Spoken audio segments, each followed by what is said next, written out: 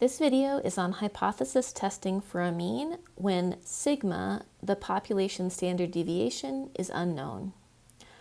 So when sigma is known, we can use the z-score and the normal distribution to find the p-value for hypothesis testing. However, here, the z-score relies on the population standard deviation, sigma, and since we don't know it in this context, we need to use the t-distribution instead of the normal distribution. So you may remember that we used the t-distribution before when finding the confidence interval for a mean when sigma was unknown. So we'll walk through an example. Here, a plant breeder wants to determine whether a new variety of hybrid tomato bears more tomatoes than a previous variety. The previous variety had an average of 24.6 tomatoes per plant, and so they grow a sample of 36 tomato plants with this new variety, and they find the average number of tomatoes per plant is 26.3 with a standard deviation of 6.4. They will test the claim that the new variety bears more tomatoes at an alpha equals 0.05 level of significance. So something to note here is for the previous variety, the population mean is 24.6, but we do not have a population standard deviation here for this previous variety. Now this, for the sample of the 36 tomatoes, 26.3 is the sample mean, x bar, and 6.4 is the sample standard deviation, lowercase s, not the population standard deviation. Okay, so I'd like you to start off by thinking, is this a one-tailed test or a two-tailed test? You can write the null and alternative hypothesis. So you can do this already without seeing the new process for the other pieces. So pause, try this out. We'll talk about it in just a moment. Okay. What is our null and alternative hypothesis? First of all, is this a one or a two-tailed test? This is a one-tailed test because we're testing whether the new tomato plant gives more tomatoes than the previous variety. So we're saying, does it specifically give more tomatoes, not a different amount in either direction?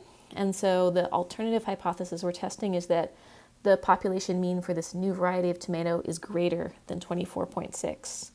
The null hypothesis is that the mean is still 24.6 for this new variety of tomato. Okay, so for the rest of the problem, as we said, we can't calculate the p-value using a table like we did when the population standard deviation was known. So we have two options going forward. Here's one option. We can find the t-statistic for the sample mean and then compare this with the value from the student t-distribution that comes with the level of significance for the test. So the t-statistic is this. T equals sample mean minus population mean divided by the sample standard deviation over the square root of the sample size. Note that this is a similar formula to that for the z-score. A z-score is the sample mean minus the mean for the distribution over the population standard deviation divided by the square root of the sample size. So we're using the t-distribution because we have less information. As usual, x bar is the sample mean, little s is the sample standard deviation, n is the sample size, mu is the population mean. We then use the t-distribution to find the value that goes with the level of significance alpha, and the degrees of freedom, that's the sample size minus 1. So let's do this for this specific example. Here's the abbreviated information. So we've got t is equal to the sample mean, that's 26.3 was the sample mean for the 36 tomato plants, minus the mean for the population. The null hypothesis is that the mean for the population is 24.6, so that's this, divided by the sample standard deviation, 6.4, over the square root of the sample size. Our sample size was 36 plants.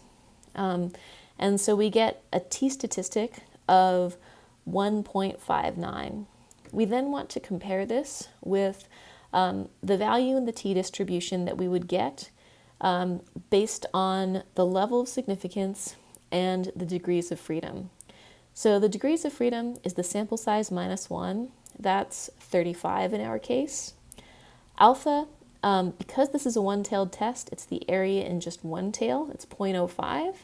And so we'll use this column and this row to get a value of t of 1.69.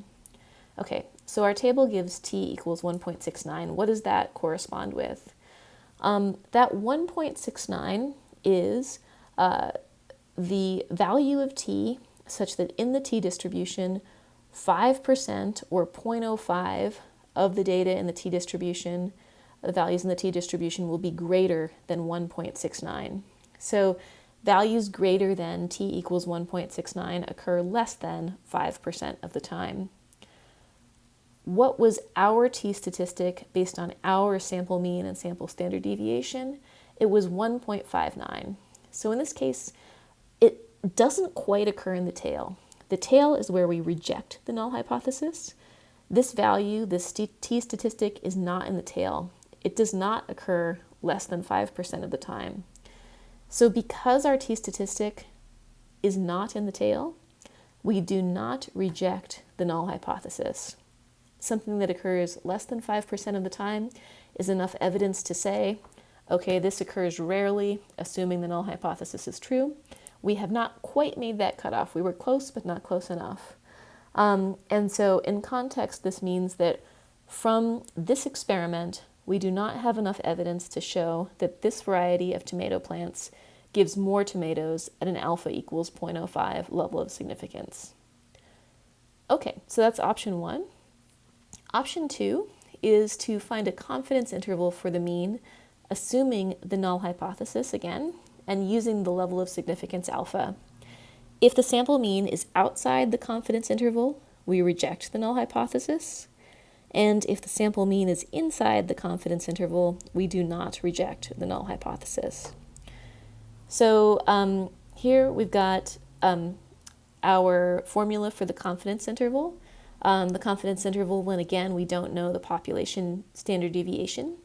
It's the population mean minus the margin of error to the population mean plus the margin of error.